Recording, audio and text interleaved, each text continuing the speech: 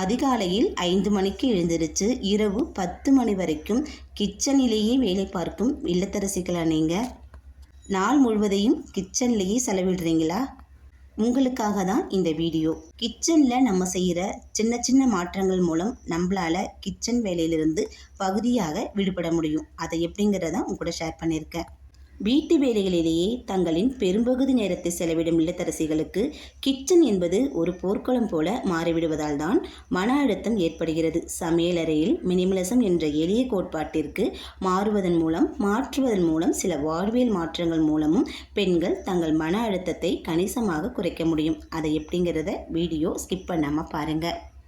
இதுவரைக்கும் என்னுடைய வீடியோ பார்த்து சப்ஸ்கிரைப் பண்ணி சப்போர்ட் பண்ணுற அனைவருக்குமே மிக்க நன்றி. ஹலோ ஃப்ரெண்ட்ஸ், வெல்கம் டு கண்கலை ஃபேமிலி விலாக். வாங்க வீடியோக்குள்ளே போகலாம். கிச்சனில் மினிமலிசம் என்பது குறைவான பொருட்கள் நிறைவான நிம்மதி என்பதாகும். சமையலறையில் பொருட்களை குறைத்தாலே வேலை பகுதியாக குறைந்துவிடும். நம்ம ஃபஸ்ட்டு செய்ய வேண்டியது என்னென்னு பார்த்தீங்கன்னா, பயன்படாத பொருட்களை நீக்கிறது. கடந்த 6 மாதங்களாக நீங்கள் பயன்படுத்தாத பாத்திரங்கள், உடைந்த பிளாஸ்டிக் டப்பாக்கள், பழுதடைந்த மிக்சி ஜார்கள் போன்றவற்றை கிச்சனில் இருந்து அப்புறப்படுத்துங்கள். இடம் தாராளமாக இருந்தாலே மனம் லேசாகும். ஒரு பொருளுக்கு ஒரு இடம். எந்த பொருள் எங்கு இருக்க வேண்டும் என்பதை முடிவு செய்து அங்கங்கேயே வையுங்கள். சமைக்கும்போது கடுகு பொட்டியோ அல்லது கரண்டியையோ தேடுவதில்தான் பாதி எரிச்சல் வரும். அதை தவிருங்கள். நமக்கு தேவையில்லாத பல பொருட்களை இன்றைக்கி தேவைப்படும், நாளைக்கு தேவைப்படும். இது இவங்க வாங்கி தந்தாங்க, இது நமக்கு பரிசாக கிடைச்சது, இது என் பையன் சாப்பிட்டது, என் பொண்ணுக்கு சீராக வந்தது. இதையெல்லாம் நம்ம ஞாபகப்படுத்தி ஞாபகங்களை வளர்த்துக்கிறதுக்காகவே நம்ம நிறைய பொருட்களை அடுக்கலையில் அடுக்கி வச்சுக்கிட்டே வரோம். அதனால் நமக்கு என்ன ஏற்படுதுன்னு பார்த்திங்கன்னா, நிறைய மன அழுத்தத்துக்கு நம்ம உள்ளாகிறோம். நம்ம கிச்சனில் நமக்கு தேவையான பொருளை வேண்டியதை எடுத்து வச்சுட்டு வேண்டாததை மற்றவங்கள்ட்ட கொடுத்துருங்க. இல்லைன்னா பழைய பொருட்களில் நீங்கள் போட்டுருங்க. இந்த மாதிரி போடும்போது கிச்சனும் நமக்கு சுத்தமாக இருக்கும், இட வசதியும் அதிகமாக இருக்கும். நம்ம எப்போ கிச்சனுக்கு வந்தாலும் ஒரு நிம்மதியாக நம்ம அந்த கிச்சனை பார்க்குற மாதிரி நமக்கு தோணும். கிச்சனில் எப்போவுமே அதிகமான பொருட்களையும் டப்பாக்களையும் நம்ம அடுக்கி வச்சுருக்கிறதுனால நம்ம எப்போ எழுந்திரிச்சு வந்தாலும் இந்த கிச்சனை பார்த்தாலே இதை எடுத்து அங்கே வைக்கலாமா, அதை எடுத்து இங்கே வைக்கலாமாங்கிற சிந்தனையிலேயே நம்ம நாள் முழுவதும் கழிச்சிடுவோம். இதை எடுத்து ஒதுங்கு பண்ணுறது, அதை எடுத்து ஒதுங்கு பண்ணுறதுன்னு சொல்லிட்டு நம்ம நேரம்தான் வீணாகுது. அடுத்து பார்த்திங்கன்னா, டப்பாக்களின் எண்ணிக்கையை குறையுங்கள். பலசரக்கு பொருட்களை போட்டு வைக்க ஏகப்பட்ட டப்பாக்களை பயன்படுத்தாமல் தேவையான அளவு மட்டுமே வைத்து கொள்ளுங்கள். டிரான்ஸ்பரண்ட் கண்ணாடி டப்பாக்களை பயன்படுத்தினால் உள்ள என்ன இருக்குதுன்னு நமக்கு தேட வேண்டிய தேவை இருக்காது. பார்த்ததுமே இந்த பொருள் இந்த இடத்துல இருக்குது அப்படின்னு சொல்லிட்டு நம்ம ஈஸியாக அந்த பொருளை எடுத்துக்கலாம். நமக்கு தேடுதலுக்குரிய டென்ஷன் நமக்கு இல்லாமல் இருக்கும். அப்புறம் பார்த்திங்கன்னா, minimal counter top, mixie, grinder, oil can என எல்லாவற்றையும் மேடையிலேயே வைக்காதீர்கள். சமைக்கும் மேடை எப்போதும் காலியாக சுத்தமாக இருந்தால் சமைக்க தொடங்கும் போதே ஒரு புத்துணர்ச்சி நமக்கு கிடைக்கும். நம்மள்ட்ட இருக்கிற டப்பா, கிரைண்டர், மிக்சி இது எல்லாமே எந்தெந்த பொருள்லாம் வைக்க முடியுமோ அந்த பொருள்லாம் கவுண்டர் டாப் நிறைய வச்சுருந்தோன்னா எப்போ பார்த்தாலுமே நமக்கு சுத்தம் செய்கிறது மட்டும்தான் வேலையாக இருக்கும். இதையெல்லாம் எடுத்து ஒரு ஒழுங்குப்புறமாக ஒரு பக்கமாக நம்ம வச்சுட்டோம்னா நமக்கு கவுண்டர் டாப் பார்க்குறதுக்கு க்ளீனாகவும் சுத்தமாகவும் இருக்கும். நமக்கு வேலை செய்கிறதுக்கு எப்பவுமே ஒரு புத்துணர்ச்சி தோண்டிக்கிட்டே இருக்குங்க. அப்புறம் பார்த்திங்கன்னா, சமையல் வேலையை திட்டமிடுங்கள். முன்பே திட்டமிடுங்கள். இன்றைக்கி என்ன சமைக்கிறது என்ற கேள்வியே இல்லத்தரசிகளுக்கு பெரிய மன அழுத்தத்தின் காரணமாக இருக்குது. வாரத்தின் தொடக்கத்திலோ அல்லது முந்தைய நாள் இரவோ அடுத்த நாள் மெனுவை திட்டமிடுங்கள். முன் தயாரிப்பு ப்ரிப்ரேஷன், வெங்காயம் உரிப்பது, பூண்டு நறுக்குவது, காய்கறிகளை வெட்டி வைப்பது போன்றவற்றை முந்தைய நாள் இரவே அல்லது வார இறுதி நாட்களிலோ செய்து ஃப்ரிட்ஜில் சேமித்து வச்சுட்டா நம்மளுடைய நேரமும் மிச்சமாகும். சமைக்கிற டென்ஷனும் நமக்கு இருக்காது. எத்தனை பேர் இந்த ப்ரிப்ரேஷன் வேலை செஞ்சு வச்சுப்பீங்க அப்படின்னு சொல்லிட்டு கமெண்டில் சொல்லுங்கள். ஒரே நேரத்தில் பல வேலைகள். சாதம் வெந்து கொண்டிருக்கும் போதே காய்கறி நறுக்குவது அல்லது பாத்திரங்களை கழுவுவது போன்றவற்றை செய்யலாம். சமையல் முடியும் போது கிச்சனும் சுத்தமாக இருக்கும். நமக்கு வேலையும் சீக்கிரம் முடிஞ்ச மாதிரி இருக்கும். யாரெல்லாம் சமைக்கும் போதே சின்ன வேலையே முடிச்சிருவீங்க அப்படின்னு சொல்லிட்டு கமெண்டில் சொல்லுங்கள். அந்த மாதிரி செய்கிறவங்களாக இருந்தால் சேனலுக்கு ஒரு லைக் கொடுங்க. முந்தைய நாள் இரவி வேலையை முடித்து விடுங்கள்.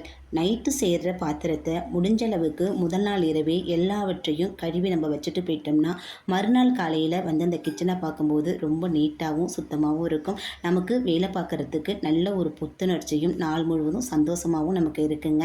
நம்ம அப்படி செய்யாமல் நைட்டு முழுவதும் பயன்படுத்துகிற பொருளை அப்படியே சிங்கில் போட்டுட்டு போயிட்டோம்னா காலையில் கொஞ்சம் லேட்டாக தூங்கி எழுந்தா கூட வேலை பார்க்குறதுக்கு நமக்கு அவ்வளோ ஒரு டென்ஷனாக இருக்கும். அந்த மாதிரி இல்லாமல் இருக்க முதல் நாளே முடிஞ்ச வரை வேலையை முடிச்சிடுங்க. அப்புறம் நமக்கு இருக்கிற மாபெரும் டென்ஷன் என்னென்னு பார்த்தீங்கன்னா துணிகள் தாங்க. துணிமணிகள் நமக்கு வேணும் வேண்டான்னு நிறைய சேர்த்து வச்சுப்போம். துவைக்கும் போது கூட நமக்கு கடினமாக தெரியாது. ஆனால் மடிக்காமல் எடுத்துகிட்டு வந்து மேஜையிலேயோ இல்லை கட்டில் மேலேயோ போட்டு வச்சுட்டு நம்ம அப்புறம் மடிப்போம் துணியை பார்க்கும் போதெல்லாம் நமக்கு வரும் பாருங்க ஒரு டென்ஷன்.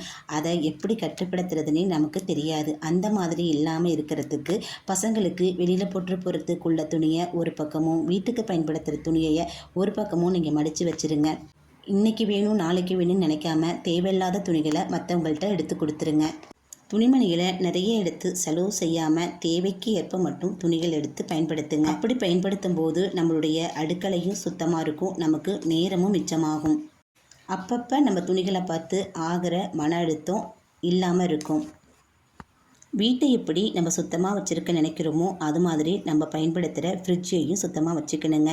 அதில் தேவையில்லாத பொருட்களை கவரில் போட்டு கொண்டு போய் உள்ளே வச்சுட்டு நம்ம மறந்துட்டு நாள்பட அதை அழுகி போய் கீழே தான் தூக்கி போடுவோம். அந்த மாதிரி இல்லாமல் நமக்கு வேண்டிய பொருளை தரம் பிரித்து ஒரு டப்பாவில் போட்டு வச்சுட்டிங்கன்னா ஃப்ரிட்ஜை பார்க்குறதுக்கு எப்போவும் சுத்தமாகவும் இருக்கும், நீட்டாகவும் இருக்குங்க. அதை அடிக்கடி சுத்தம் செய்ய வேண்டிய அவசியம் நமக்கு இருக்காது. வாரத்துக்கு ஒரு முறை சுத்தம் செஞ்சாலே போதும். ஃப்ரிட்ஜை க்ளீனாக வச்சுருக்கும் போது நமக்கும் மனநிறைவு ஏற்படும். பெண்களின் மன அழுத்தத்தை போக்குவது எப்படி? இல்லத்தரசிகளின் குடும்பத்திற்காக ஓடி ஓடி உழைக்கும் போது தங்களை கவனித்து கொள்ள மறந்து விடுகிறார்கள். இதனால் தான் மன அழுத்தம் ஏற்படுகிறது. எனக்கான நேரம் தினமும் குறைந்தது 30 நிமிடங்களாவது உங்களுக்காக ஒதுக்குங்கள். அந்த நேரத்தில் உங்களுக்கு பிடித்த பாடல்களை கேட்பது, புத்தகம் படிப்பது அல்லது சும்மா அமைதியாக உட்கார்ந்திருப்பது அது போன்ற வேலைகளை பாருங்கள். இல்லை உங்களுக்கு பிடிச்ச கவிதையோ கோலங்களையோ போட்டு பாருங்கள், மன நிம்மதியாக இருக்கும். உதவி கேட்க தயங்காதீர்கள். வீட்டு வேலைகள் அனைத்தும் பெண்களின் பொறுப்பு மட்டுமே அல்ல. வீட்டில் உள்ளவர்களிடம் சின்ன சின்ன வேலைகளை பகிர்ந்து கொள்ளுங்கள். அந்த மாதிரி பகிர்ந்து கொள்ளும்போது நமக்கு மைண்டு ரிலாக்ஸாக இருக்கும், நம்மளுடைய வேலையும் சீக்கிரம் முடித்த மாதிரி இருக்குங்க. எதிர்பார்ப்புகளை குறையுங்கள். தினமும் வீடு பளிச்சென்று இருக்க வேண்டும், 3 வேளையும் பிரமாதமாக சமைத்து கொடுக்க வேண்டும் என்ற சுய கட்டுப்பாடுகளை தளர்த்தி கொள்ளுங்கள். சில நாட்களில் எளிமையான சமையல், கிச்சடி, தயிர் சாதம் செய்வதில் தப்பே கிடையாது. நமக்கு நேரத்தை ஒதுக்கி நமக்கு என்ன தோணுதோ அதை சமைச்சு கொடுக்கறதுல தப்பே கிடையாதுங்க. அதில் அன்பு மட்டும் கலந்திருந்தால் போதும், சுவை தானாகவே வந்துவிடும். உடல் நலம் மற்றும் தூக்கம். சரியான நேரத்திற்கு சாப்பிடுவதும் 7 to 8 மணி நேரம் தூக்கமும் மிக முக்கியம். தூக்கமின்மையே பல நேரங்களில் எரிச்சலுக்கும் கோபத்திற்கும் காரணமாகிறது. இயற்கையோடு நேரத்தை செலவிடுங்கள். மாலையில் மொட்டை மாடியில் நடப்பது, வீட்டில் வளர்க்கும் செடிகளுக்கு தண்ணீர் ஊற்றுவது போன்ற விஷயங்களை மனதை உடனடியாக நமக்கு அமைதியாக்குங்க. மொட்டை மாடியில் நின்றுட்டு வானத்தை எட்டி பார்க்குறதும் இயற்கையை ரசிக்கிறதும் மன மகிழ்ச்சியை ஏற்படுத்தும். நம்ம எப்போ கோபமாக இருக்கோம், நமக்கு எப்போ கோபம் வருது அப்படிங்கிறது நமக்கு மட்டும்தாங்க தெரியும். அந்த மாதிரி நேரத்தில் இந்த மாதிரி மொட்டை மாடியில் நின்னோ இல்லை இயற்கையான இடத்துலையோ இல்லை அமைதியான ஒரு இடத்துலையோ உட்கார்ந்து அமைதியாக யோசிச்சு பாருங்கள், நம்ம மனசு தானாகவே அமைதியடையும். எவ்வளவு கோபம் இருந்தாலும் இயற்கையை பார்த்தாலே மறைஞ்சு போயிடும். சுருக்கமாக சொன்னால் சமையலறையை உங்களுடைய கட்டுப்பாட்டில் வைத்திருங்கள். சமையலறையை உங்களை கட்டுப்படுத்த அனுமதிக்காதீர்கள். பொருட்களை குறைத்து திட்டமிடுதலை கூட்டினால் கிச்சனும் நிம்மதி தரும், மனமும் நிம்மதி பெறும். இன்னிலிருந்தே யாரெல்லாம் மினிமலிசத்தை பயன்படுத்த போகிறீங்க, செயல்படுத்த போகிறீங்க அப்படின்னு சொல்லிட்டு கமெண்ட்டில் சொல்லுங்கள். நான் சொன்ன விஷயம் உங்களுக்கு பிடிச்சிருக்கு நம்புகிறேன். பிடிச்சிருந்தா என் சேனலுக்கு ஒரு லைக் கொடுங்க. மறக்காமல் என்னோடய சேனலை சப்ஸ்கிரைப் பண்ணி சப்போர்ட் பண்ணி வச்சுருக்குங்க. பக்கத்தில் இருக்கிற ஹை பட்டனையும் தட்டி விட்டுருங்க. அப்போ தான் இந்த வீடியோ நிறைய பேருக்கு போய் சேரும்.